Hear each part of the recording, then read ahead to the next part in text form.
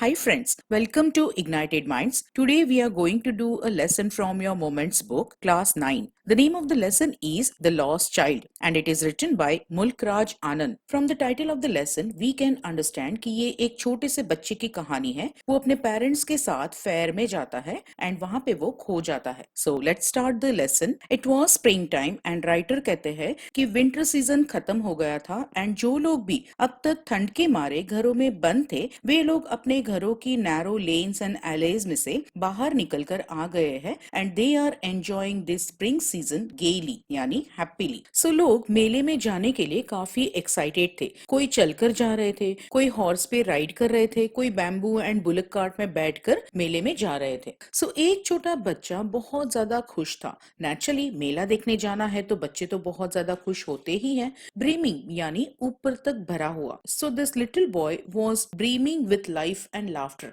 Now मेले में बहुत सारी टॉयज की शॉप्स भी होती है। यहाँ जिस बच्चे की बात हो रही है वो टॉयज की शॉप्स को देखकर इतना उनमें खो जाता है कि ही इज लेफ्ट बिहाइंड यानी वो पीछे रह जाता है एंड उसके पेरेंट्स उसे साथ में रहने के लिए आवाज देते हैं। फैसिनेटेड यानी अट्रैक्टेड। ना उसके पेरेंट्स की आवाज पर वो फटाफट उनके पास पहुंच जाता है। उसके पाँव ने तो ओबीडियंटली उनकी बात मान दी बट था तो वो छोटा सा बच्चा ही। तो उसकी आंखें काफी देर तक उन पीछे की तरफ छूटे जा रहे खिलौनों की तरफ टिकी रही। लिंगरिंग यानी काफी देर तक एक ही जगह पर देखते रहना। अब जब वो बच्चा भागकर अपने पेरेंट्स के पास पहुंचता है तो he could not suppress the desire of his heart and उसकी क्या इच्छा थी तो उसे वे टॉयज चाहिए थे। सप्रेस यानी दबा देना। वो उसकी इच्छा को दबा नहीं पाया जबकि उसे पहले से ही पता था कि उसकी ऐसी कोई भी डिमांड वे सुनने वाले नहीं हैं एंड उनकी आंखों में उसे कोल्ड स्टेयर ऑफ रिफ्यूजल दिखाई देने वाला है। कोल्ड स्टेयर यानी बिना किसी इमोशंस के घूरना। सो पता होते हुए भी the child pleaded, the child requested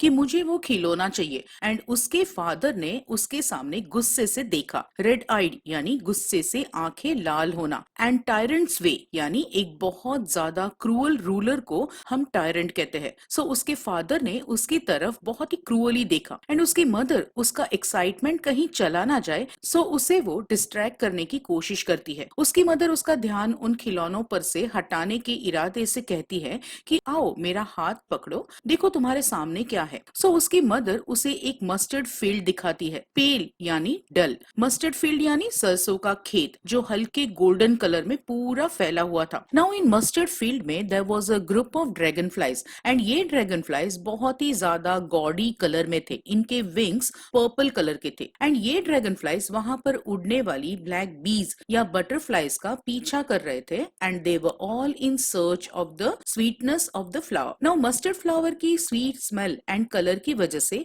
mustard field काफी सारे इंसेक्ट्स को अट्रैक्ट करता है। अब ये छोटा सा बच्चा इन सब इंसेक्ट्स को उड़ते हुए देखता रहता है एंड जैसे ही कोई भी इंसेक्ट थोड़ी देर रुकता है वो उसे पकड़ने की कोशिश करता है but those insects would go fluttering into the air. वो इंसेक्ट अपने पंख फड़फड़ा के वहां से उड़ जाते हैं। बच्चे का मन कैसा होता है? एकदम फ्लक्चुएटिंग, ज्यादा देर तक किसी भी चीज पर टिकता नहीं है। हम उसके मन को आसानी से डिस्ट्रैक्ट कर सकते हैं। सो जो बच्चा टॉयज के लिए जिद कर रहा था वो आसानी से मस्टर्ड फील्ड एंड उसमें उड़ने वाले इंसेक्ट से डिस्ट्रैक्ट हो जाता है। अब उसकी मदर उसे कॉशनरी कॉल देती है कि खेत में से बाहर निकल आओ एंड फुटपाथ पर आ जाओ। वो खुश होकर अपने पेरेंट्स के साथ चलने लगा। गेली यानी हैप्पीली, अब्रेस्ट यानी साइड बाय साइड या साथ में। अब उस छोटे से बच्चे का मन फुटपाथ पर चल रहे छोटे छोटे इंसेक्ट्स एंड वर्म्स में अटक जाता है। विंटर खत्म हो चुका था and it was spring time. So ये छोटे छोटे इंसेक्ट्स अपने हाइडिंग प्लेस में से सनशाइन को एंजॉय करने बाहर निकल आए थे and again the child was left behind. उसके पेरेंट्स अब धूप की वजह से पेड़ों के शेड में एक वेल के किनारे थोड़ी देर बैठे थे। Again his parents called him and he ran towards them. Grove यानी पेड़ों का झुंड, a small group of trees.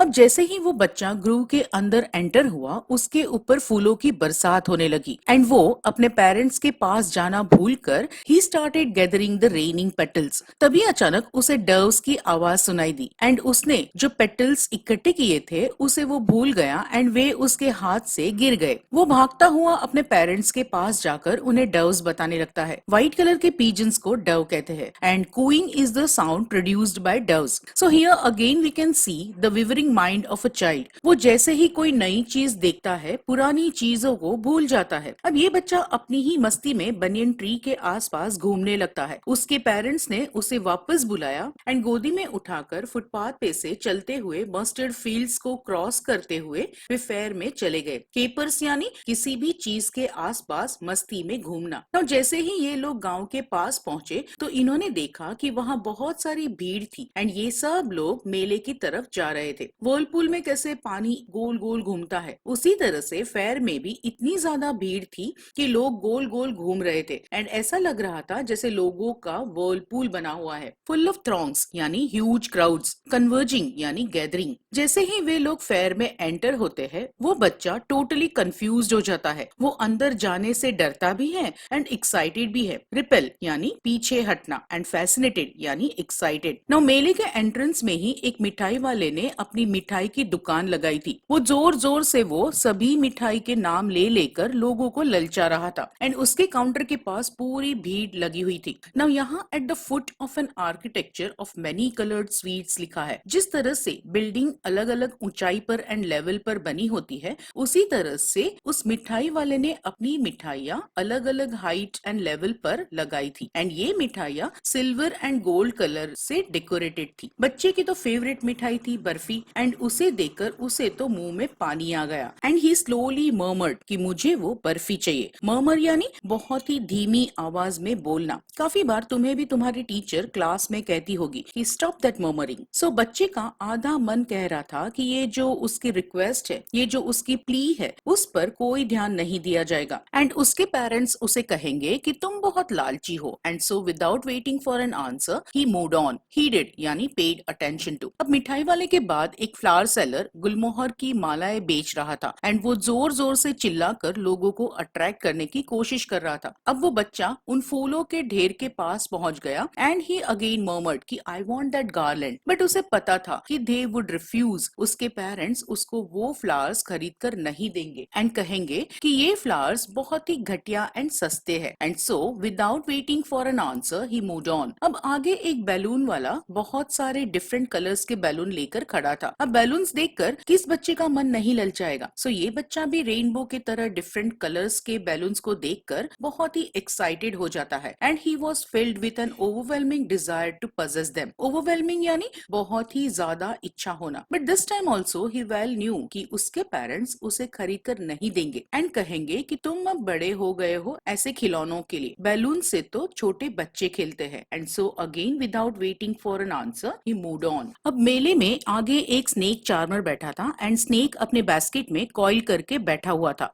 जैसे ही वो सपेरा अपनी बीन बजाता है वो सांप अपना हुड फैलाकर उस बीन के मूवमेंट पर डोलने लगता है एंड उस स्नेक में स्वैन के नेक की तरह ग्रेसफुल बेंड दिखाई देता है। उस बीन का बहुत ही सूदिंग साउंड है एंड ऐसा लग रहा था कि जैसे इस म्यूजिक का स्नेक के इनविजिबल ईयर्स में रिपलिंग इफेक्ट क्रिएट कर रहा है एंड वो गोल गोल घूम रहा था जैसे कि उसमें रिपल्स फॉर्म हो रहे थे। जब हम किसी भी वाटर बॉडी में कुछ भी चीज फेंकते हैं तो रिपल्स क्रिएट होती है। उसी तरह से वाटरफॉल में ऊपर से पानी गिरने की वजह से भी रिपल्स क्रिएट होती है। स्नेक पर भी इस म्यूजिक का इफेक्ट रिपल्स के जैसा ही हो रहा था। तो बच्चा उस स्नेक चार्मर की तरफ गया उस सांप को डोलते हुए देखने एंड उस बीन का म्यूजिक सुनने। बट उसके पेरेंट्स ने उसे स्ट्रिक्टली मना किया हुआ था ऐसा कोर्स म्यूजिक सुनने से, ऐसा अनप्लीजेंट म्यूजिक सुनने से। And so he moved on. आगे वो गया तो उसने एक राउंड अबाउट देखा, एक झूला देखा जो फुल स्विंग में घूम रहा था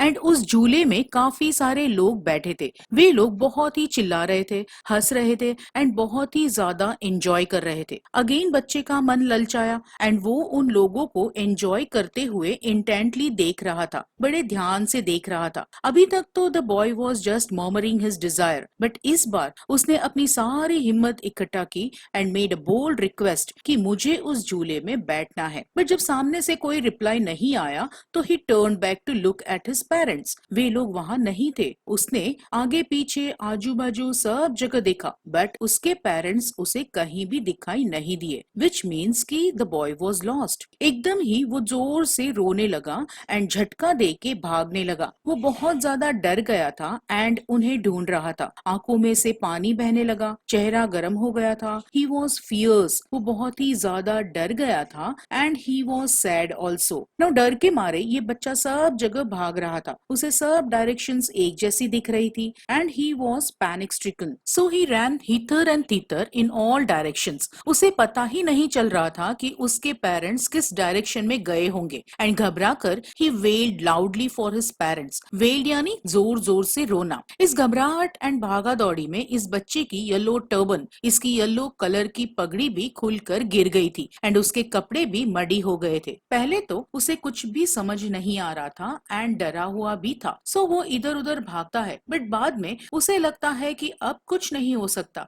इतनी सारी भीड़ में उसे उसके पेरेंट्स दिखाई नहीं दे रहे थे, सो ही स्टूड देयर डिफीटेड। वो हार कर हताश होकर एक जगह पर खड़ा रह गया एंड पहले जो वो जोर जोर से रो रहा था, now it has changed into सॉब्स। सॉब्स यानी बिना आवाज किए रोना, सुबक सुबक कर रोना। थोड़ी दूर वो अपनी फिल्मी आईज के थ्रू देखता है कि बहुत सारे लोग हैं एंड वे आपस में एक दूसरे के साथ बात कर रहे हैं। फिल्मी आईज यानी नॉट क्लियर, धुंधला दिखना। उस बच्चे की आंखें आंसुओं से भरी हुई थी एंड उसकी आंखों के ऊपर टीयर्स का लेयर छा गया था and so everything was not clear to him and he saw through his filmy eyes. ना उसकी टीयर्स से भरी हुई आंखें थी, so he tried to look intently कि कहीं उन कलरफुल क्लोथ्स में जो लोग खड़े थे, जो हंस हंस कर बातें कर रहे थे, उनमें कहीं उसके पेरेंट्स तो नहीं है ना। मेले में सब लोग हंसकर एंजॉय कर रहे थे, बट इस बच्चे को ऐसा लग रहा था कि वे लोग भी उसके दुख में शामिल हैं and they were laughing and talking just for the sake of it. दिखावा कर रहे थे, हंसने का एंड बातें करने का, बट अंदर से तो वे लोग भी उसके दुख में दुखी थे। पास ही में एक श्राइन था, एक मंदिर था जहाँ बहुत सारी भीड़ थी। इस बच्चे को लगा कि शायद उसके पेरेंट्स उसे वहाँ मिल जाएंगे and so he ran quickly. Every little inch of space यानी छोटी से छोटी जगह भी लोगों से भरी हुई थी। कंजेस्टेड यानी भरा हुआ। बहुत ज्यादा भीड़ थी, पर ये बच्चा इधर उधर से जगह ढूंढता हुआ लोगों के पैरों के बीच से निकलता हुआ मंदिर की तरफ जा रहा था एंड कंटिन्यूअसली सॉप करते हुए अपने पेरेंट्स को ढूंढ रहा था। मंदिर के पास बहुत ही थिक क्राउड था, यानी बहुत ही ज्यादा भीड़ थी एंड लोग एक दूसरे को जॉसल कर रहे थे, एक दूसरे को धक्का मुक्की करके मंदिर के पास पहुंचने की कोशिश कर रहे थे। वहां पर बड़े बड़े आदमी थे, हेवी मैन थे एंड उनकी फ्लैशी मर्डरस आंखें थी एंड बहुत ही बड़े बड़े शोल्डर्स थे। अब ये बच्चा बहुत ही छोटा एंड डरा हुआ था,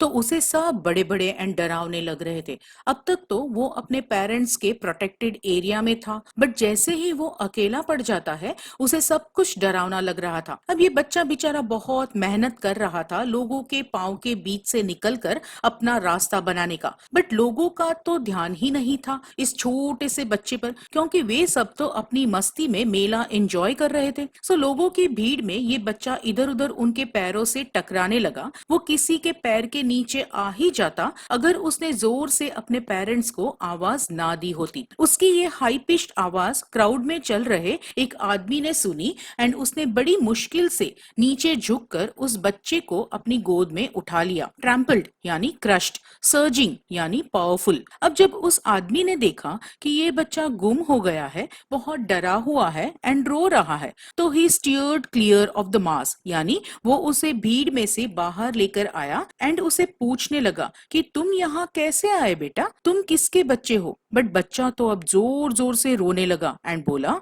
आई want my mother, I want my father. Now the man tried to soothe him. Soothe him यानी उसे शांत करके रिलैक्स करवाने की कोशिश करना। सो वो आदमी उसे राउंड अबाउट पर लेकर गया, उसे उस झूले के पास ले जाकर शांत करने की कोशिश की एंड बड़े प्यार से पूछा कि क्या तुम घोड़े की सवारी करोगे। बच्चा तो फिर जोर जोर से सिसकिया भर भर कर जोर से चिल्लाकर कहने लगा कि I want my father, I want my mother. थोड़ी देर पहले इसी राउंड अबाउट के पास उसने बड़ी हिम्मत से अपने पेरेंट्स से इस झूले में बैठने की डिमांड की थी, बट अब जब वो अपने पेरेंट्स से बिछड़ गया था तो उसे ये झूला इंटरेस्टिंग नहीं लग रहा था। अब वो आदमी उसे उस स्नेक चार्मर के पास लेकर गया एंड उसे रिक्वेस्ट की कि उस प्यारे से म्यूजिक को सुने, बट बच्चे ने अपने फिंगर्स से अपने कान बंद कर लिए एंड उसने जोर से चिल्लाकर कहा कि I want my mother, I want my father. So ये स्नेक चार्मर का म्यूजिक जो उसे पहले अट्रैक्टिव लग रहा था एंड उसके पेरेंट्स